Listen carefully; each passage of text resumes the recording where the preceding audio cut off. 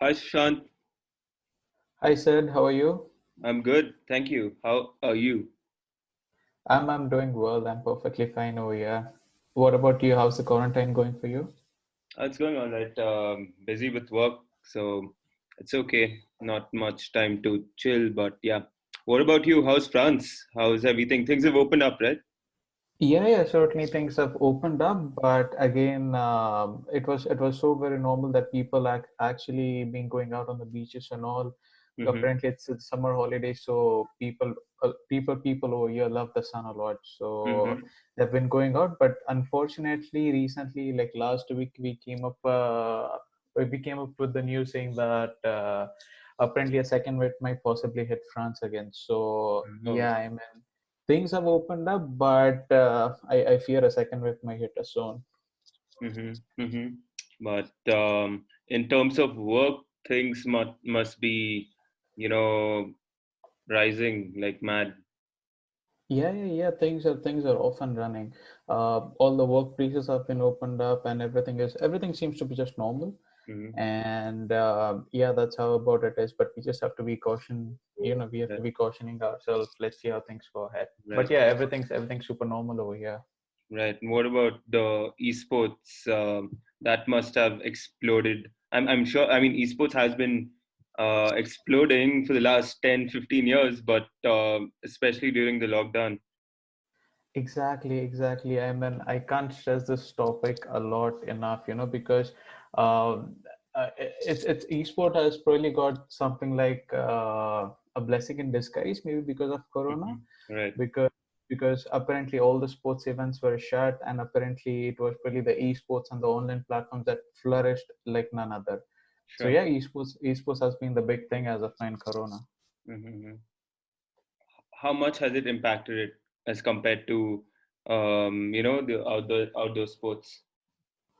Now let's say that every other sport is basically an event. Hmm. So of course the sport event has been hit hard, and when it comes to esports is the only thing regarding the sports thing that has been like kept live, and it just went kaboom.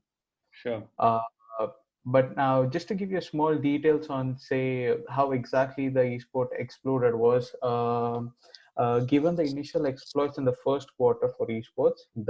the global video market is forecasted to be around 159 billion in 2020. Sure. That's massive. I Right. mean, just to give you a gist of how big that number is, it's somewhere around four times the box office revenues, and also it's somewhere around three times the music industry revenues.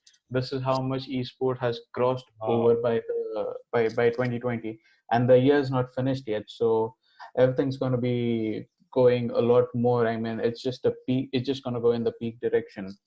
And talking about the revenues, Asia Pacific is the biggest market with almost 50% of the games market by value over there. Hmm. So no wonder you have countries like India, you have Pakistan, you have Bangladesh, you have densely populated countries over there, and we can clearly see why esports and then Corona, everything is just falling into the right place, and Asia Pacific is actually crossing a lot when it comes to revenues, basically. Sure. So that's how esports scenario has been. Sure, sure. That's incredible to hear. Um, yeah, when you mentioned it's just gonna grow, we have the big launch in November, It's in September, by the way. right? So that's gonna explode. I mean, that's gonna be incredible as well. After how many years? 10 years? I don't even remember. But yeah, that's gonna be huge. The PS5. Yeah, if I'm not mistaken, the if you were mentioning about the PS5, it was revealed to the audience, Hmm. but yeah, I mean I may be wrong over there. It's somewhere on November or September is Right, when right, really right. it might be out for sale. But yeah, the PS5 has been launched, and the new cool design of the console is something and everyone wants to get their hands on. Hmm. So yeah, let's see. Sure. Sure. So, all right, you spoke about esports in general. Talk to us about India. What's the scene in India? Uh, so when you talk about esports in India, I mean it's certainly something very new. Mm-hmm. But let's just go back a few years. For example, a 24-year-old Tirth Mehta. I'm not sure if you know, if you have ever heard of this guy or not, but he's basically a guy from Gujarat. Mm-hmm. He apparently created history by winning the country's first ever esports medal at Asian Games 2018. Now, this is not even something which is going back decades or something like that. It's just a couple of years from now, and no one really knows much about it. Apparently, he came third, winning the bronze medal in the collectible card-based video game, which is called as Hearthstone. Mm-hmm. So it really started right over there, knowing that okay, now you of course, if an Indian athlete wins a medal at a global competition, it's certainly worth watching and giving attention to. Mm-hmm. But I doubted, like, if many even came to know that esports was basically played in the Asian Games as well. Mm-hmm. So really, it all started going like that for India. And if you talk about esports, what you figure out in mind is it's a fancy, comfortable chair, a big PC screen, and top end configurations and stuff. But in India, I don't think that's certainly the case. In a country like India, having a mobile phone, maybe with a pair of earpiece and a talcum powder, is really going to be the setup for many. Mm-hmm. So that's where PUBG Mobile comes into play. There has been a major gap between PC and mobile platforms in India, especially. Sure. If I'm not mistaken, it's around 80% of the esport players in India. They play on mobile phones, Wow. and and yeah, that's how big the gap has been for PC as compared to the mobile phone market, especially in India.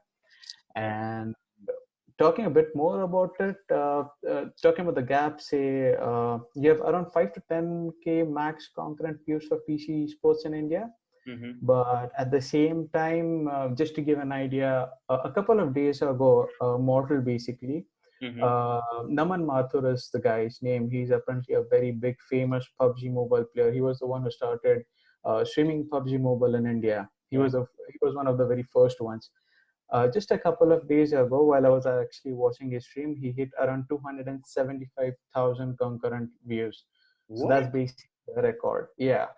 So Wow. that shows you how diverse the or how different is the esports scenario in India, where you have 5 to 10K max concurrent views for PC games, but Mm-hmm. on a mobile phone, a guy is getting somewhere close to 300 concurrent views. So that's really massive, right? Mm-hmm. So that's how it has been. Whereas talking about a general esport, not just PUBG and a mobile game, lately Acer has been the market leader in PC games in India. I mean, Sure. every year they organize Asia's biggest esports tournament, known as the Acer Predator Gaming Leagues as well, Mm-hmm. and that's certainly going to keep going. But given that PUBG Mobile came to a rise, I think many other games are also be going to be, grossing up a lot in the market, and that's what Acer has been doing. They have been trying to capitalize this market in India. Sure. Sure. That's wonderful to hear. And when you mentioned 275,000, that's huge. I mean, the Instagram live streams of, let's say, I won't call them real sports, but I'll say physical sports like tennis. The world number one tennis player, Novak Djokovic, his live had like 10,000 people. So this is like what, 20 times that? Yeah, It's exactly. I mean, unbelievable.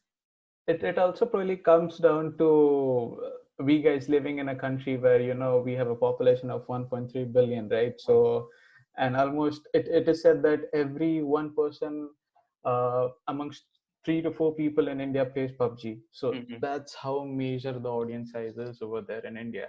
Yeah, definitely. I mean, you don't need to be blind to see. I mean, even when before the lockdown, we used to work out in the gym, and then after the workout, we go to the locker room, and then you see like three people sitting in the locker room, and then they're playing PUBG. Like after the workout, it's like like wherever you look, there's someone playing PUBG. That's unbelievable.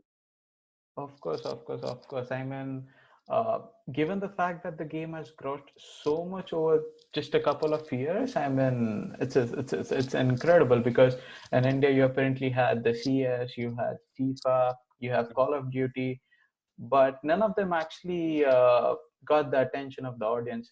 Say, Fortnite is something which is played a lot in the developed countries where esports is a big market, Sure. but something like Fortnite and Call of Duty never shown that much in India. But when it came to PUBG Mobile, just maybe because it was so accessible to the crowd, so Mm-hmm. accessible to the audience, I think everyone just fell in love with the game. Mm-hmm. Right. Right. So, what what exactly is the difference between esports in India and then as compared to the rest of the world, like USA, Europe? How different is it? Like, is it just the Okay. consoles, or of course, I know probably in the US they play a lot more of Fortnite, but what exactly is the difference? I would, I mean, it's actually a very vast concept when you say, what exactly might the difference be. But according to me, I believe that a country like India, a cultural country like India, and many other developing countries similar to India, they tend to adopt the e-sport or the Gen X culture, a little later than the developed countries like America. And that's what I think is I won't say an issue, but it can be a hurdle to Mm-hmm. pass on because apparently you can't expect in a country like India that people are gonna have a top end laptop or a tap on gaming PC, Sure. and then you need a lot of other gadgets associated with it. So that's not really gonna happen with every other person in India. And especially India is a country which comes with such a cultural background that apparently many are even afraid to play games right in front of their parents. I was one of the kids who would actually, take some time out of my studies. I would probably hit my targets, and then I'd say, "Okay, mom, I'm probably gonna play my Sure. game now." And she would be like, "Okay, you have just 1 hour to do that." So Mm-hmm. that's really like the cultural background is probably the main hurdle, I would say, when it comes Mm-hmm. to comparing India with other developed countries. Mm-hmm. Uh, Same time, taking it to a little major level, I'll let you know an issue that happened. That should clearly give an idea how different is India when it compares to the other developed countries when you talk about esports. Sure. A couple of years ago, a few of the teams from India, the PUBG teams from India, they had actually qualified for the Club Open competition that was supposed to be held in Berlin.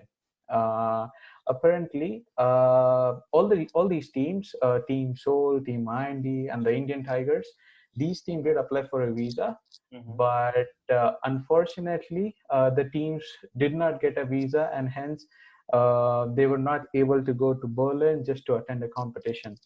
So that's how big a drawback it could be for something new that's coming up in India. And so the teams had actually had to play on higher pings as compared to the other teams in the same competition, as they were not able to go, they were not able to play right over there on their server. They had to stay in India and then compete in the competition. Mm-hmm. So it was a shame that they did not have the international exposure that they once dreamed of before getting into the tournament.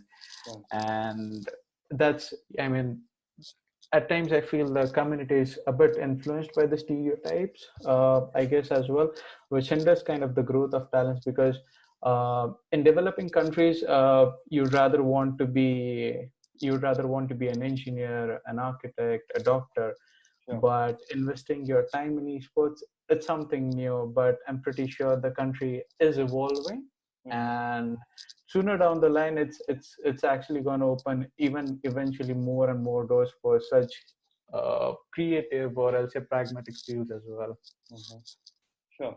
Sure. And yeah, definitely. Now that you mention it, definitely the players in Europe or America have the flexibility to spend more time on these games than the Indian kids do. I'm pretty sure 99.99% of the parents will not let their kids, sit in front of the television to play their esports, to play the video games for more than an hour, max to max two a day.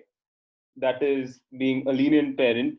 My parents didn't let me play till the weekend, so I'm sure things have changed a bit. But yeah, there'll definitely be a skill set difference, right?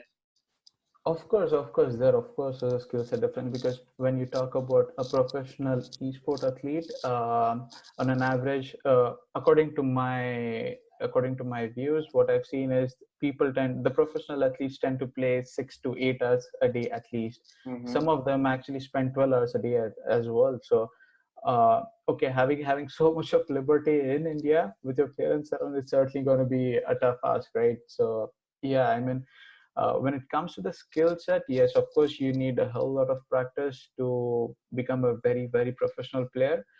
But at the same time, like I mentioned earlier, India is actually not a market that has flourished a lot with PC games.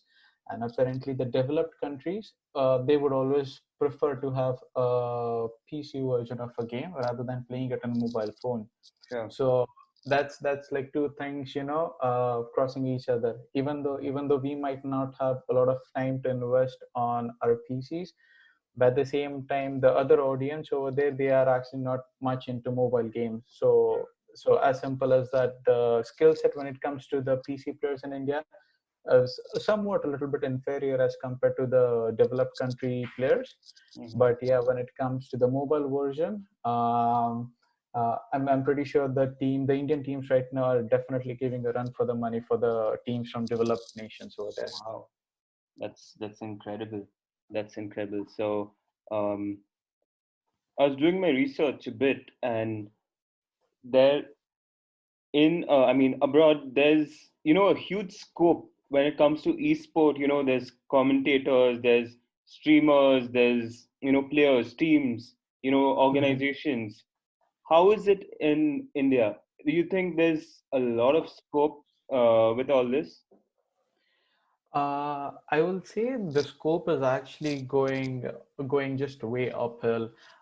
For example, let's talk first about the players now. Now, a few years ago, say 2 to 3 years ago, when PUBG Mobile wasn't there, uh, there was never a history in Indian community where a person would probably stream his game.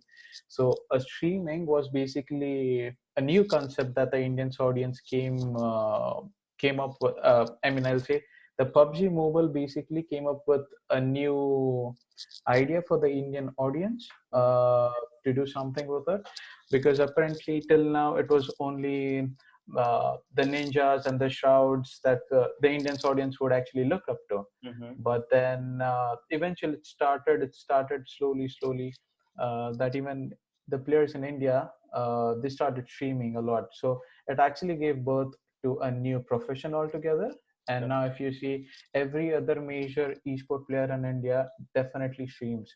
Mm-hmm. So yeah, it not only gave birth to a new profession over there, but now that you have so many professional players, you have so many streamers out there, they of course would want to compete in a tournament. Now when you have a tournament coming up, of course you will want to need casters and commentators. Of course, we live in such diversified country where you have so many different languages. Having an English commentator is probably not, it might really not be the fan favorite, but having a Hindi commentator is of course Mm-hmm. going to be something Indian people would of course love to have one. Sure. So when it comes to casters thing, apparently there have been a lot of casters coming up. In fact, apparently a few of them have actually been professional players as well, so they do know the game, they do understand the game, and now they are commentating for the youth, which is currently playing in front of their eyes. Uh, just to name a few casters in India, as of now, you have Ocean Sharma, you have Ketan Patel. They have been doing stupendous jobs, and when I say they have been doing really really good jobs, they often tend to get praise from the English commentators as well, saying that okay, a guy named Ocean Sharma is coming up with a big smile. He is the god of predictions when it comes to esports and all. So you certainly see that not only the players, not only the streamers are coming up, but there are so many other opportunities in the esports field, and so are the casters actually coming up with it. So I won't say there's a lot of them right now, but in coming years, I won't be surprised if India becomes the next China in terms of esports market. Interesting. Interesting. Okay. Talk to us about the brands. How are brands looking at streaming in India? Are they getting involved When you talk about brands, I would say that in terms of sponsors and advertisement? yeah. Of course, of course, of course. For example, when you come to advertising such stuff, of course, you have so many major sponsors. You have Acer coming up with their own league, like I said a little while Sure. ago.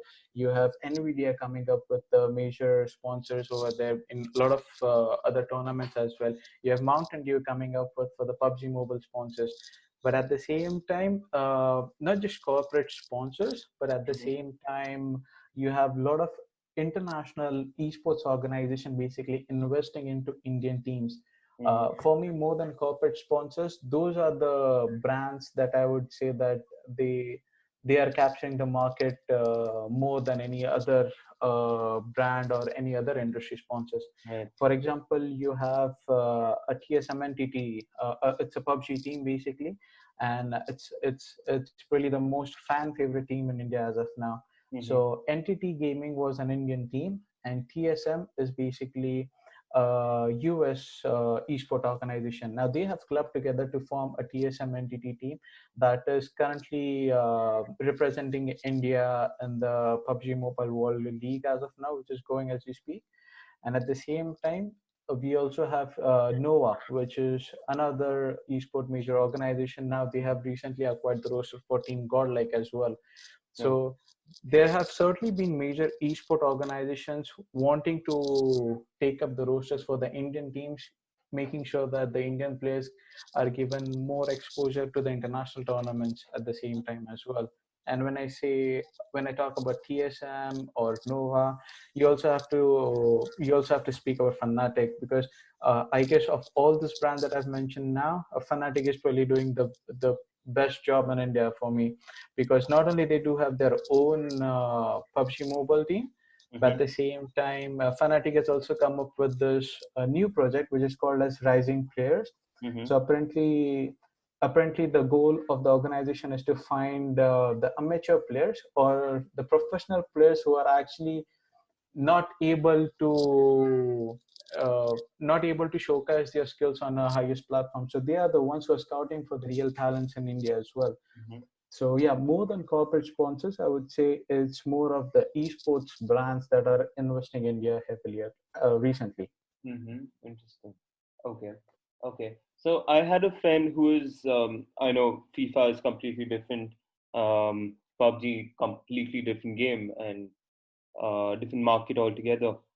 He had to give up FIFA even though he was winning each and every weekend tournament that was in Bangalore, picking up good 20K every weekend and almost every weekend. And he had to give up FIFA for higher studies and, to pursue, what can you say, a real job.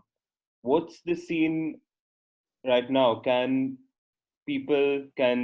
players actually pursue it post their education, or is it still at a really nascent stage that you still need to balance probably with another job to make your ends meet? It's actually a very, very good telling question, because when you speak about the education and following your passion, if that could be esports, it's actually kind of a mixed bag goodie, because uh, you would of course want to have a steady income, like you said your friend did win the competitions on a weekly basis. Yeah. But we have been brought up in a culture where you of course need to have a steady income for your livelihood, and esports at times is probably not the right option that many might think is the one that can often generate revenues for you. Mm-hmm.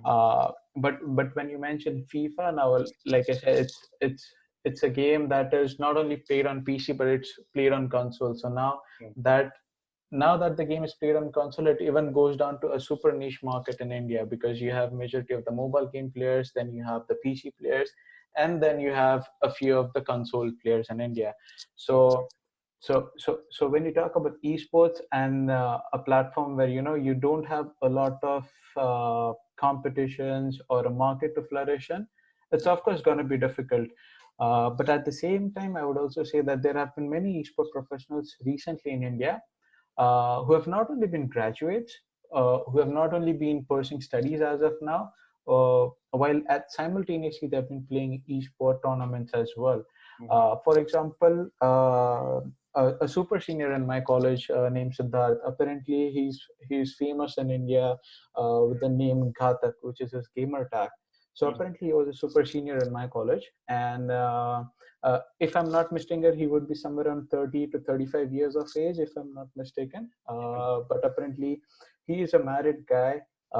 He's a professional photographer and an engineer. Mm-hmm. Now, this guy is famous in India with his gamer tag, that is Ghatak, and he apparently is the coach of TSM entity. Sure. So when you talk about education and esport, it's something, of course, they're probably both the wrong ends of a thread, but at the same time, it's equally important to balance out, especially if you're living in India, because uh, if you're gonna get into an industry which is not flourishing a lot when it comes to the consoles and the PC games, Mm-hmm. things are of course gonna be difficult. But yeah, lately, like I said, I've seen many of the players who are actually going ahead with their academics while they're also pursuing esports as well, which is of course a difficult task to manage. But yeah, that's how the case has it been in India. Sure. All right. So, okay, we did speak about the career. Now, why don't you share with the listeners some of the different ways these esports players make some money? Like, do they have to win tournaments? Of course, they do make money streaming, but are there some other ways they can, start making some good money? Of course. I mean, when you talk about esports, you have lots of revenues being generated recently, and like you mentioned, streaming is actually the best platform where you are able to donate to your favorite esport team, or you're able to donate or pitch in a few money, or you support basically to your favorite player. But at the same time, the tournament prizes are actually they actually comprise of a massive share when it comes to earnings, especially in India. For example, the PMI's tournament, which happened recently in India, the PMI PUBG Mobile India Series 2020. Now, the first place prize pool for that particular competition was 20 lakhs. The second place was 5 lakhs, and the third place was 3 lakhs. Now, that's not even the that's and when you compare that prize pool with the Acer Predator League, it apparently had just 15 lakhs, the entire prize pool. So of course, if you are into the right domain, you have competitions to play with that is going to support you financially. And at the same time, many of them are actually looking for corporate sponsors as well. So uh, I think streaming, revenue generation through corporate sponsors, and tournaments is the only three things in India that you can potentially generate revenues with. Mm-hmm. Mm-hmm. Right. And yeah, when it comes to streaming, I've heard of Twitch, I've heard of Facebook gaming. Um, does India have any streaming services of their own? Uh, I I I mean, in India, the thing is that the most flourished games are basically mobile games, Sure. and if you have to stream mobile games, Uh, Twitch is probably not the right or the preferred platform, because Twitch is completely based, or it completely caters to the PC game streams. mm-hmm. So for India, it's more down to YouTube, Mm-hmm. and those YouTube streams are further being shared on many of the Facebook groups in India. Right. And that's YouTube is like the major platform in India, because most of the audience over here are focused with mobile games, and apparently that is the only platform as of now that you can share your streams on. Mm-hmm. Mm-hmm. Sure. Sure. All right. So talk to us about your company. What exactly is the platform? So basically, I work for a UK-based company. It's called as ESPO, ESPO. Mm-hmm. Uh, it's a unique platform that we are generating, and when I say unique, I would definitely like to explain it a little detail why, Sure. because we just had a word regarding which platforms and on where you can stream your games and stuff. Sure. So when you generate revenues for esport players, it's basically streaming, and where people can pitch in or support you with their funds or with minimal amount of money as well.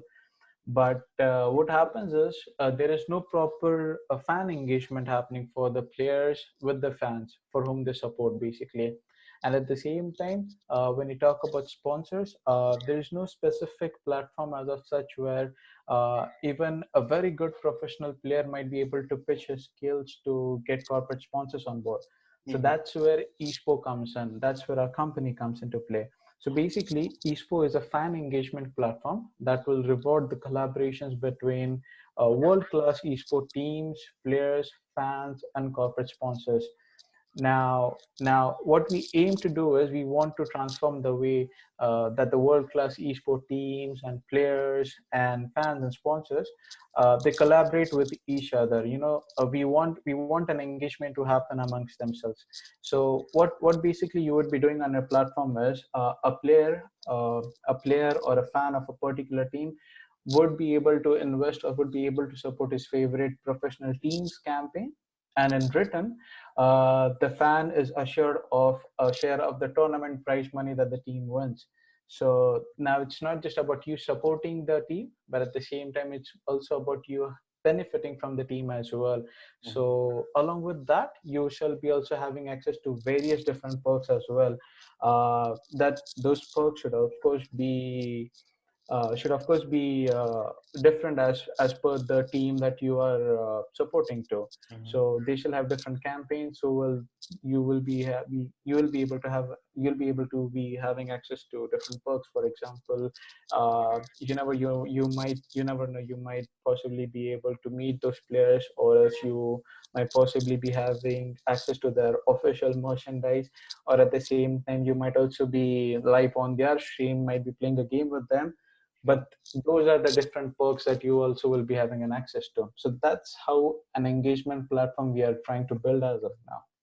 Interessante. Mm-hmm. Cool. When you mentioned fans,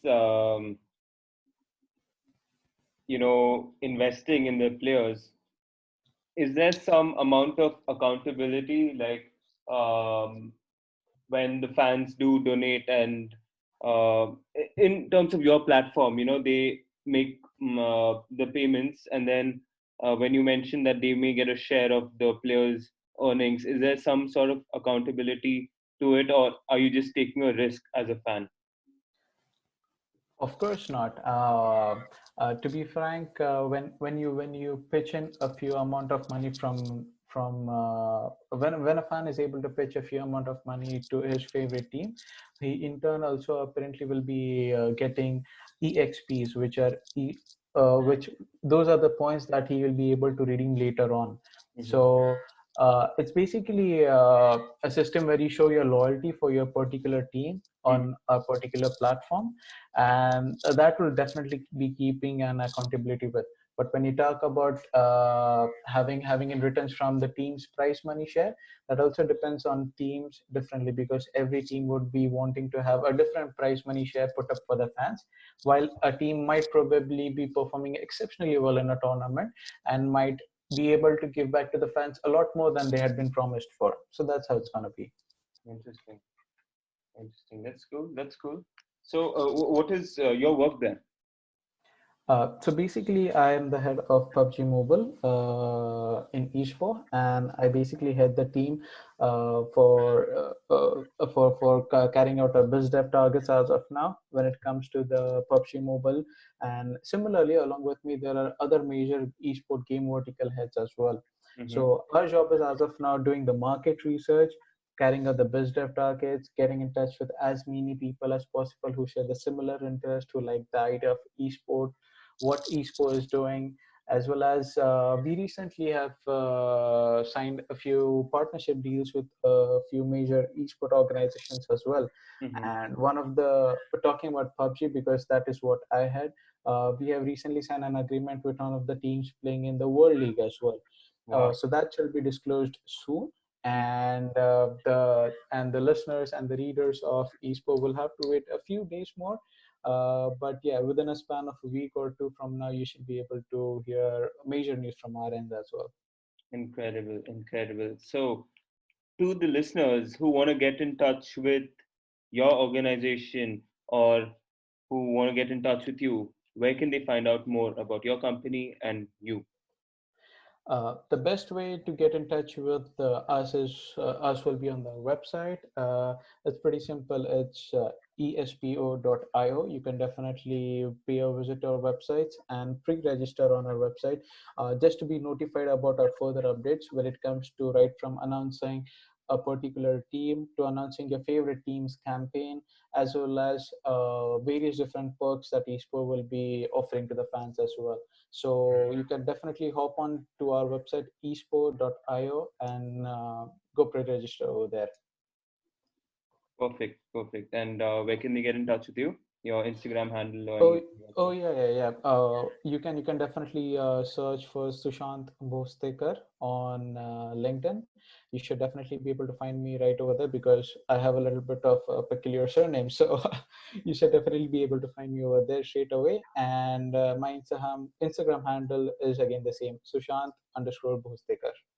Perfect, perfect. So we'll have the links to all the handles, the website, as well as Sushant's email or Instagram, and you guys can follow him there and find out more about his journey and as well as Esports. So yeah, Sushant, thank you so much, man. Really appreciate it. Thanks a lot, sir. It was wonderful talking with you, and so glad to have been able to have such a wonderful conversation with you over this platform. Thank you, sir. Likewise, Thanks a lot. likewise. We've learned a lot. Thank you. Take care. Thank you. See you. Bye bye.